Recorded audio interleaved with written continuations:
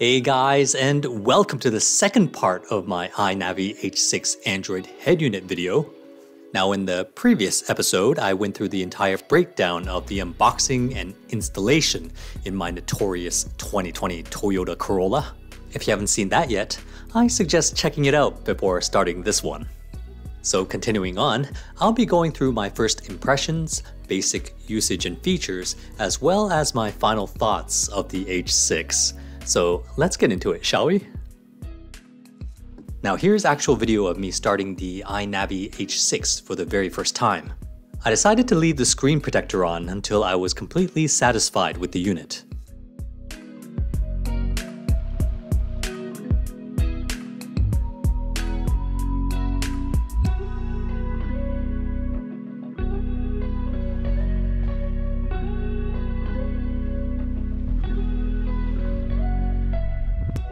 At first I think I was speechless how large and clear the screen was. The QLED screen really makes a difference, as well as the higher resolution made everything look so crisp, much like you see on a nice tablet. Here I was a bit startled as the initial volume was actually set super loud at level 15. Later on I found that a level between 5 to 10 was ideal, so make sure you prepare to lower it once you first start up. Now I gotta say that the interface is really slick and ties well with the style of the car. It's one of the main reasons why I went with the H6, as their theme looks really professional. It doesn't look campy and doesn't try to be cute. AINAVI also doesn't install bloatware and weird programs like other Android companies do. The menu animations are silky smooth due to the extra memory and the Qualcomm CPU, so I'm glad I went with this model. The glass also feels really solid and great to the touch. This is already leaps and bounds over the stock unit. At this point I wanted to go to the settings and check out what kind of hardware it's reporting. Now let me tell you, there's so many options and configurations with this unit, it's almost overwhelming, most of which I'm still learning, so I may make a follow-up video.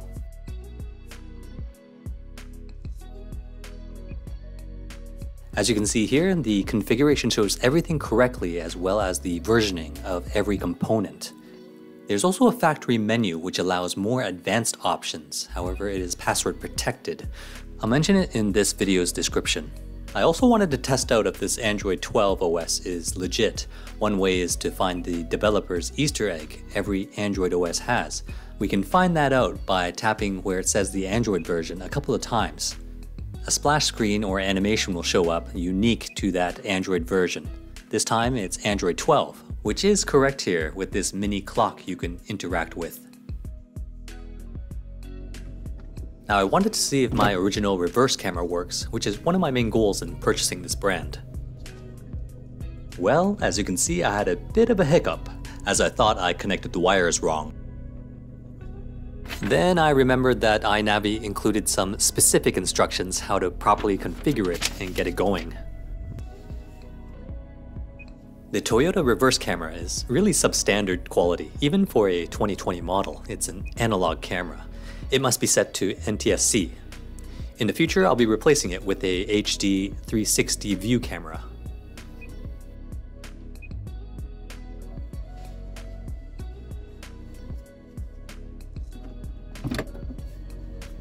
As you can see, it worked immediately. However, with the bigger high-res screen, you can see how badly pixelated it is. In other words, how bad Toyota cheaped out on us. For now, I'll have to keep using it.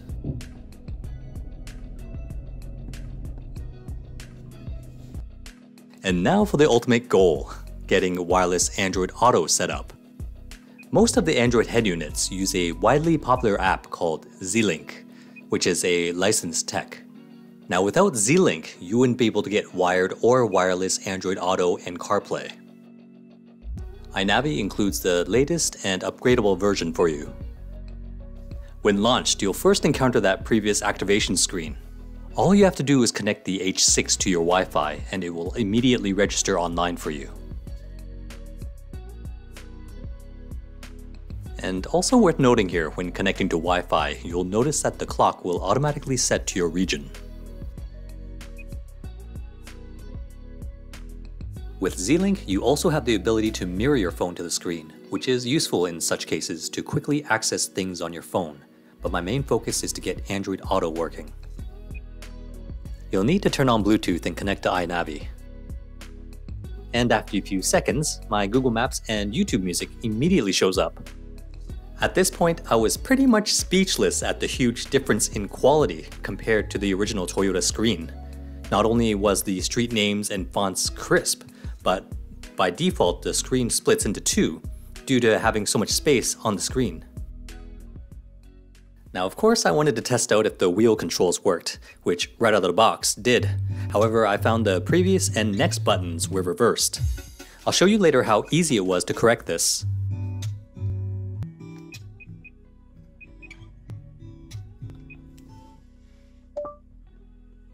Play a song.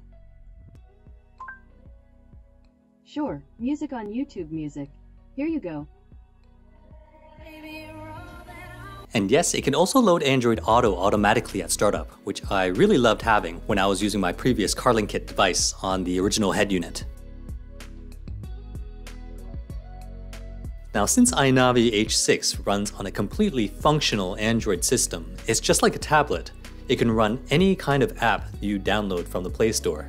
So I can finally load the YouTube app and watch videos in my car, something you can't do officially on Android Auto for obvious reasons.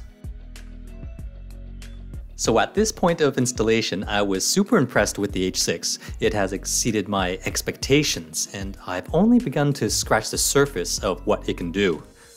I decided to put the center panel back on that houses the air conditioning console. If you have the same Corolla, there is a slight problem as you won't have any way to screw the bolts back to the car. And this is because the air vents go behind the head unit first. It's not a huge problem, but a very specific issue to my model.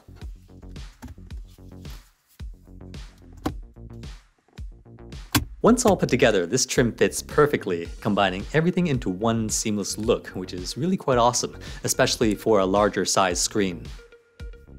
Now that I had my AC console connected, I noticed a pretty cool overlay which displayed a lot of my climate control settings for a few seconds on screen. Unfortunately, the on-screen buttons are not touch enabled. This feature can be shut off, which I eventually did, having found it a bit disorientating, especially when I was driving and looking at my Google Maps. Another cool thing that I found is that there is an overlay of your doors and other things like headlight status.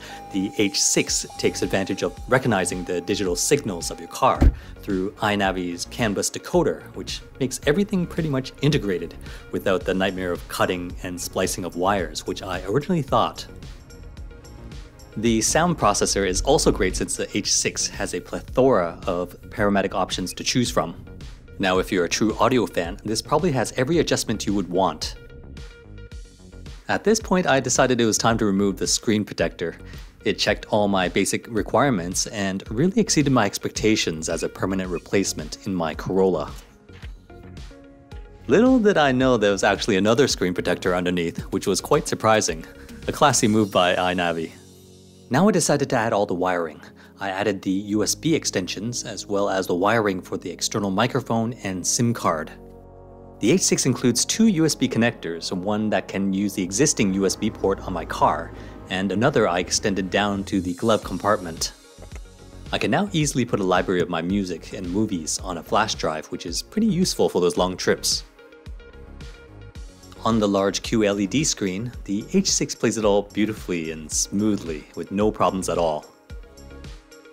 Now with this being a fully fledged Android device, you can easily go to the Play Store and install your favorite app like VLC Player if you wanted to.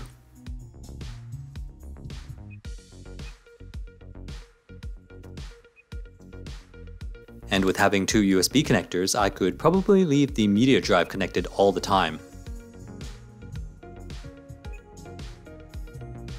To install the external microphone, GPS, and 4G antennas, I needed to remove the trim from my A-pillar and snake it down through the dash. Again, this process will most likely be different for your own car.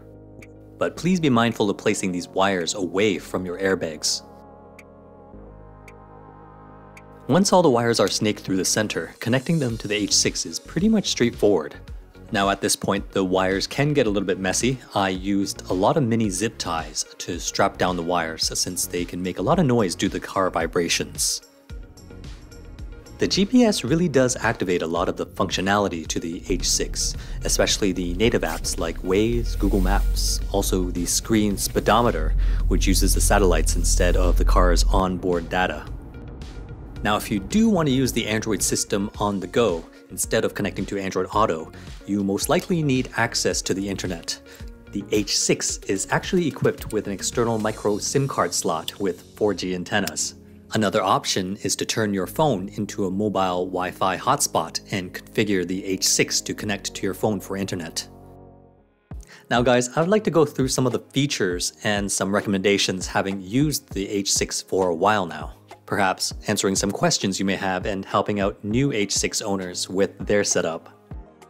Now for those with Apple iPhones, yes, iNavi's H6 does work perfectly with wireless CarPlay. To access the factory menu in settings, type the numbers 8888. That's 4 8s as the password, which will allow you access to many useful functions. Here I recommend setting the sleep count to 1, which is to power down when the ignition is turned off. By default, it's left in sleep mode, which does speed up the start time, however, it will drain the car battery if you don't drive that often. Now, as I previously mentioned, the climate control overlay does get in the way at times, so if you wanted to remove it, you can do so in the factory menu and making sure that the air conditioning switch is turned off. If you've activated the outside temperature display and found it to be inaccurate at first, I've discovered that you'll need to turn on the climate control to have it properly read from the car.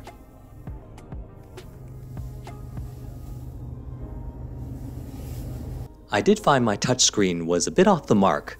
I highly recommend recalibrating your screen first by going into the version menu and tap Touch Calibration. You'll need to tap the cursor where they appear.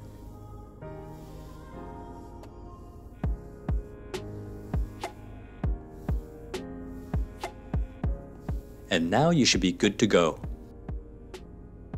I also found that the head unit clock will need to be synced with either Wi-Fi, 4G, or GPS connections upon startup. You'll need to make sure that the automatic date and time and automatic time zone switches are set to active. You can do so in the native Android settings menu, System, and going to Date and Time. By default, the H6 will reduce your car stereo volume when reversing so that any safety warnings can be heard. You can adjust this volume in the audio menu and using the music drop ratio sliders on the screen. Now I did find that my steering wheel control buttons for previous and next were reversed. We can relearn these buttons by going to the General tab, tap CAN bus key learning, tap the clear button, and now it is simple as matching the control buttons on the steering wheel and the screen.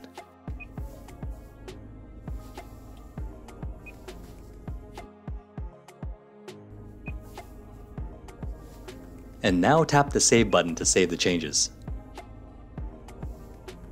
Like I mentioned previously, the H6 has a lot of audio options, and I'm definitely no expert here. Now if you found your initial sound settings to lack some bass, I simply switched the sound profile here to rock, as it seems to sound much closer to the original stock settings. For more advanced users, you can definitely toy around in this area for a bit. Now the H6 does have its cons, but they're quite minor. I would have liked more control over the microphone volume and settings, and getting the screen auto brightness to work during the day and night mode. I would have also liked to see a physical fan on the back to help further cool down the unit. Other than that, AINAVI support has been pretty responsive to assist me with any of my issues, so I do look forward to some firmware updates in the near future. So guys, this is one of my longer videos as I wanted to fully convey how extremely happy I am with this Android system, having it for about 2 months now since this recording. Like I said, I only purchased this head unit out of necessity, so I'm not sponsored in any way by this company, nor do they know I'm reviewing their product. However, I'm completely satisfied by the quality, features, and price of iNavi's H6. It's really a no-brainer. I really want to convey to you guys how these Android head units exist outside North America, how popular they are in Asia, and how easy it is to install yourself. And I'm no audio expert either. The only hard part is knowing how to take apart the trim in your car, which definitely takes a bit of exploring. I also wanted to dispel any belief that you're completely stuck with your car manufacturer's poor attempt at an infotainment system, and it doesn't take a technician to replace it, despite your car manufacturer's sad attempts to intimidate you to stick with what you got and telling you to like it. Now I want to reiterate that the H6 is essentially a fully fledged Android OS console designed to work directly with your car. And really it breathes new life into my notorious 2020 Corolla. I've found myself enjoying my drives a lot more. My only regret is that I should have done this a lot sooner. And I'm not kidding. Only since installing this, it really feels somehow complete and the kind of car that I should have gotten in the first place. So my friends, I'll leave a link to AINAVI's official store in the video description. Comment below if you found this video helpful, leave a like if you liked it, and if you enjoyed my content, please consider subscribing to this humble YouTube channel. Alright, cheers guys!